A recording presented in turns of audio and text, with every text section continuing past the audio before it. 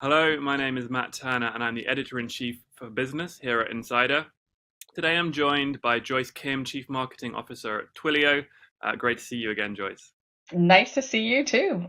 Now we met not long ago in San Francisco, and we had a chance to chat about AI and how it's impacting business generally, but also specifically marketing. And the technology and the level of interest in it has only increased since then, it feels like.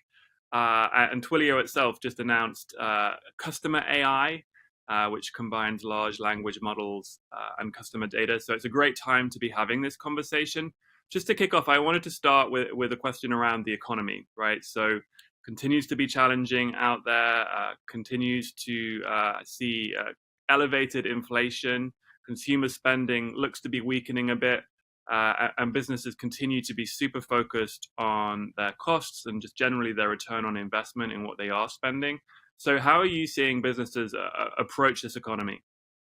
Yeah, you're spot on. I mean, I think the uncertainty in the macro environment, and everybody has sort of said, like, are we in a recession? Are we not in a recession? So what we have definitely seen is businesses just trying to get more bang for their buck, right? When it comes to sort of how they're going to get more out of the efforts that they're doing. And a lot of marketing teams are seeing the phenomenon of, hey, lower budgets, but still achieve more.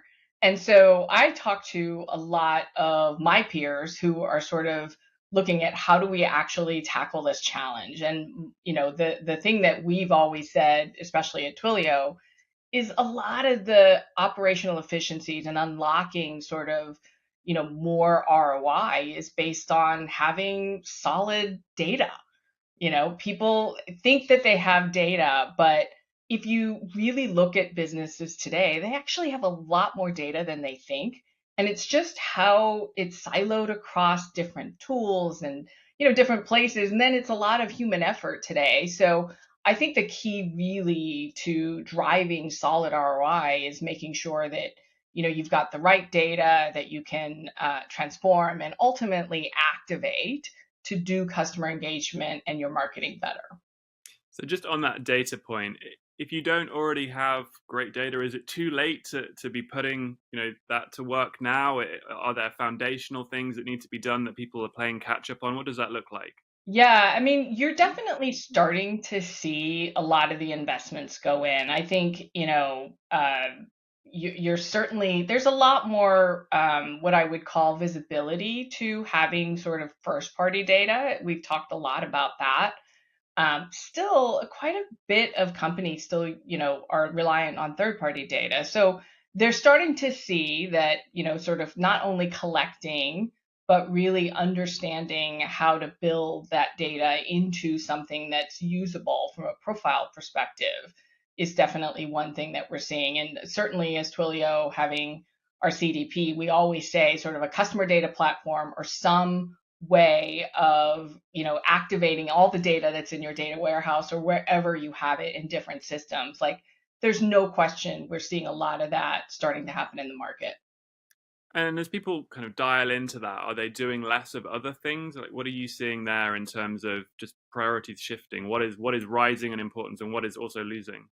Yeah, I actually don't think it's so much rising and losing, but more getting more out of, kind of like your first question, where we have to just drive more ROI on the things that we have, right? And so a natural place is to say, hey, we've got all these systems, we have all these tools that we're using across the enterprise.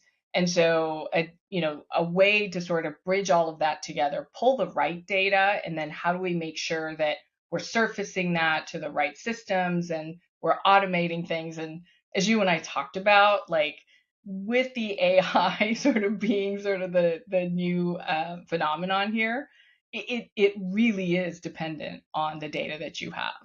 Yeah, absolutely. I wanted to ask about AI, and my assumption, and you just said it there, is that to have really effective AI, for that to be able to supercharge your operations, it starts with a great foundation of having that customer data. So is that really just the first building block then? I do think so. I mean, if you think about, the today it's all about large language models, right? And how that is being used in generative AI. You can't do that well without the foundational data, right? And so the data is what feeds better models and better AI. And so when you look at sort of what it can do, ultimately, I think this technology is there to sort of, do things that were completely impossible at scale. Like if you think about, we say at Twilio, like imagine having like a single person per customer for your business, like not one person for all your customers, but like a single person for every one of you, like a one-to-one, true one-to-one relationship. With AI, that's actually possible because you can actually understand and know what every single customer is doing, what they're doing on the web, how they call in, why they call in, why don't they buy something, what do they respond to. I mean, there's so many signals that are out there. Harnessing all of that, leveraging AI to really make sure that you're not even personalizing, but individualizing your engagement with customers is actually possible. But again, all of that starts with making sure you've got the right sort of foundational customer data platform in place.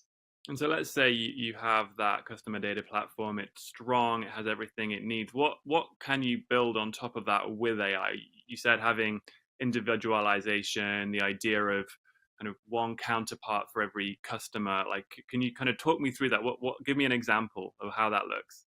Yeah, I mean, I think it's really for the ability to have a full comprehensive understanding of like each and every one of your customers and really knowing how to best engage them, right? So imagine like today we as marketers write one email and we blast it out to thousands of potential customers. I could take that same sort of concept and work with the data that I have about my customers, how they want to engage, what their preferences are, what they've done, and then really tailor that to each and every one of them. And in some cases, know that I shouldn't send them an email because, they just bought it or what have you. So having that sort of foundational knowledge, I think the biggest benefit is to be able to, again, really know how to interact with the specific customer. What do they care about? How are they going to best engage? And ultimately, like that's the holy grail, right? If you're thinking about the global scale of customers, especially some of these large consumer brands, like yes, the Amazons of the world can do it and they've done it for a long time, but it's really, really hard for most companies to do that. I think this technology allows you to do that. But the interesting part, and I was reading this the other day, I think, like something like 92% of businesses are embracing AI or some kind of AI driven personalization. But like less than half, I want to say like just over 40% of consumers are actually comfortable using AI. So there's sort of this delta there where I think, the trust of what we've seen historically AI be, which in some cases we're pretty poor, right? I mean, like I'm sure you've interacted with a bot somewhere where you're like, oh my God, this thing is not helpful at all. So I think the more that they see, the more that they feel like it's not something that I have to get through to get to a person, which is sort of the direction that we're heading. Sure, and you have that stat. I think was it 90%, something like 90% of businesses are interested in maybe in the early stages of exploring how AI could be to their benefit. So, where are your customers and the businesses that you talk to in terms of the adoption curve? Right? Are they just starting out? Have they had exploratory work in this area for some time? Kind of like what does that look like?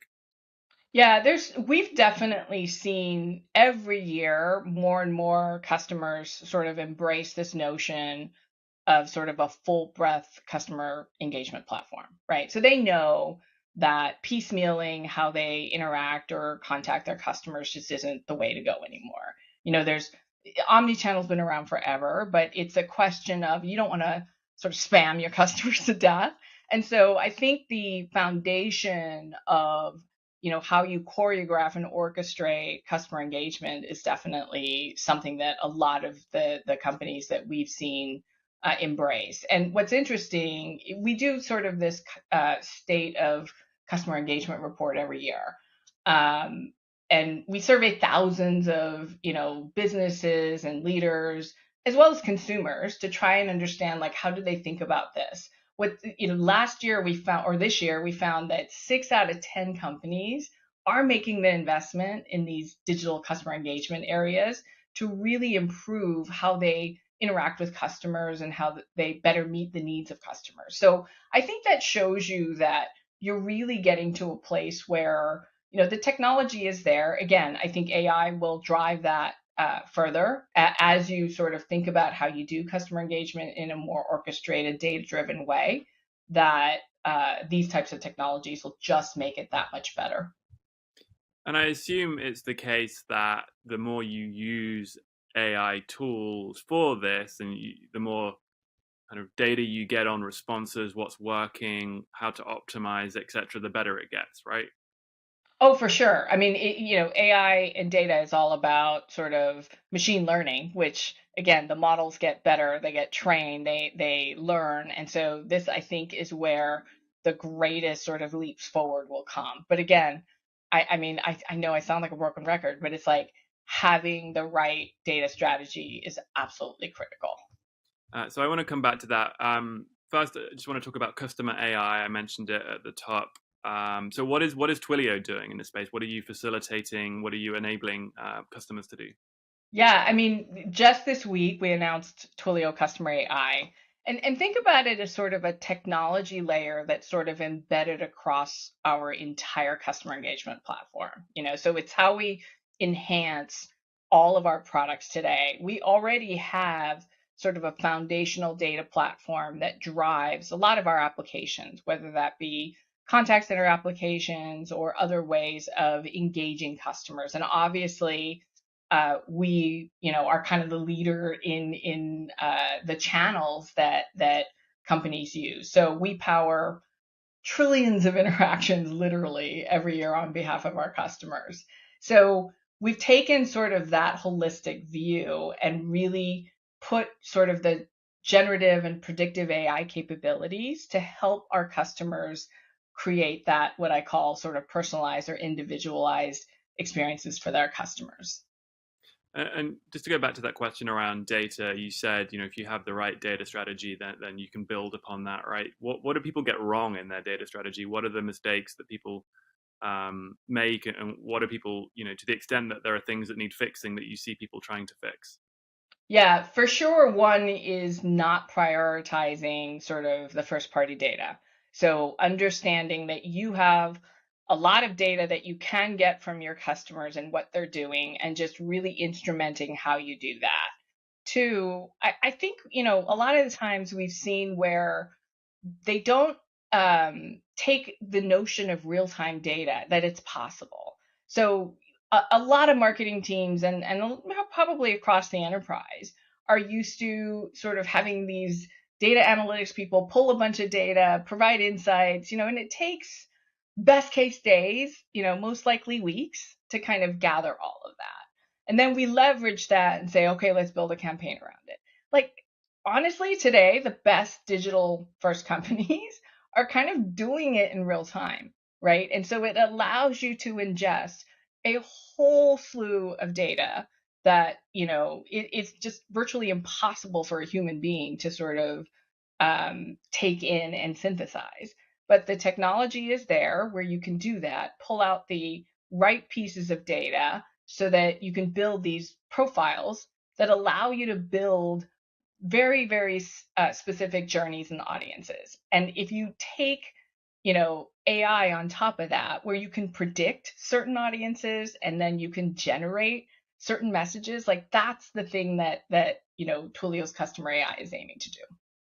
And how important is scale in that, in terms of having large sets of first party data, for example, or is there opportunity for even smaller or mid sized companies to take their own data and use that? I assume AI generally, the more data, the better, but I'm just kind of curious to see what that looks like.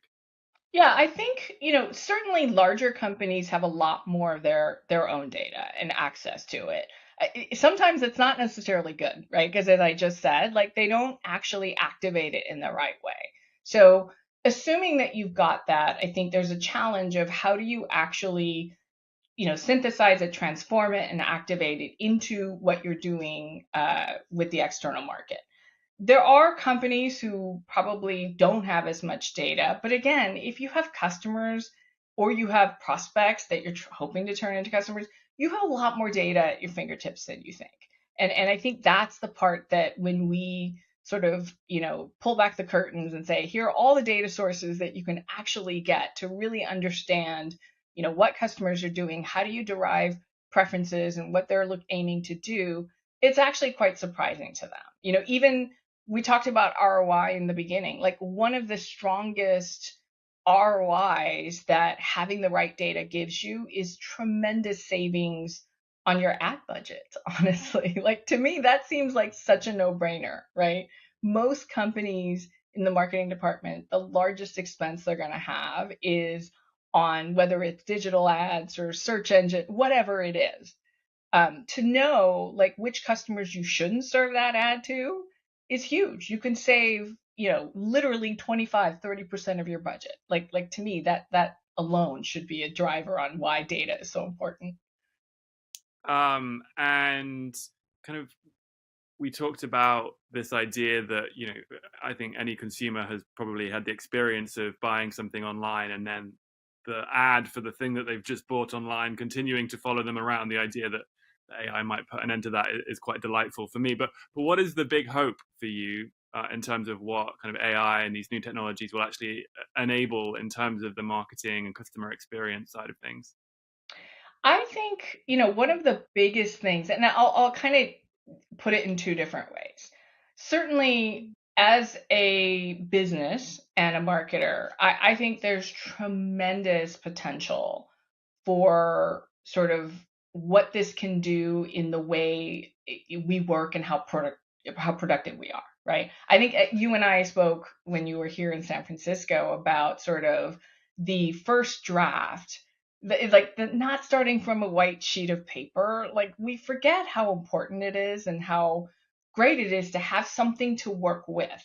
And so one example that I sort of have said is, hey, we usually have to have industry experts in order to generate content that's appropriate for, banking industry or healthcare or what have you. Um, Large language models and AI can do that now. I mean, this generative AI can take concepts and then really tailor it to a particular industry. Imagine doing that, across thousands of different sectors without hiring the thousands of people. To me, that's kind of exciting. And then taking all of that sort of across your marketing campaign and how you go to market with that. I think externally, to really understand and feel like a company or a brand that I do business with values my time or values what I, want to hear from them about, that's quite powerful. And I think we're kind of used to tuning out certain things. But I'm sure you've experienced it where you see an email or you get a text about something and it's genuinely interesting to you. And so you're like, oh, great. I was going to buy that. And now I've gotten some discount offer or whatever. I mean, those are the things that sort of delight customers. And so I think being able to do that consistently is what I'm most excited about. And then just to finish up, what is the pace of change here? Like, we talked about the adoption curve with customers and the businesses that you talk to. Is this 12 months, 36 months, 3 months? Obviously with AI and just the incredible interest and use of ChatGPT, for example, I think the fastest growing consumer app in history. Kind of how quick is all of this going to unfold? I think it's a great question. I mean, I think we've crossed a chasm in that, So I mean, you and I talked about this too. I mean, we've talked about AI forever, right? This isn't a new concept, and I think even 5, 6 years ago, I mean, it was gonna be the next big thing, and I think it's more sort of we've made that large leap forward, and then the incremental steps that'll follow is going to happen faster than we think.